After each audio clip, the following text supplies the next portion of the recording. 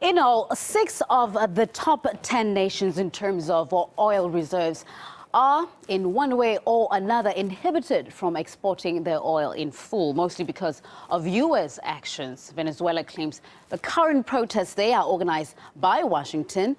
3 of the top 10 nations are Gulf monarchies, friendly with the U.S. Then there's Iran under U.S. sanctions, and Iraq, which is recovering from a U.S. invasion.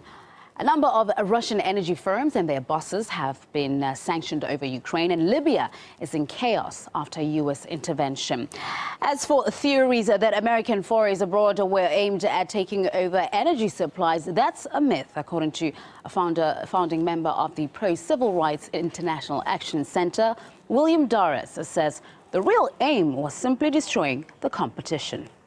The rise in U.S. oil energy production is made possible by massive investment in hydraulic fracking.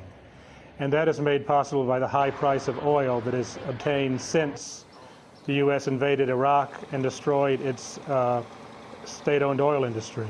The war in Iraq was the best thing that ever happened for ExxonMobil and Chevron and the biggest U.S. oil producers. It took like 10% of the world's oil supply off the market. That's what the sanctions are about. That's what the sanctions in Iran are about. Syria is not a major oil producer, but it is a potential route for Iranian oil to reach the Mediterranean.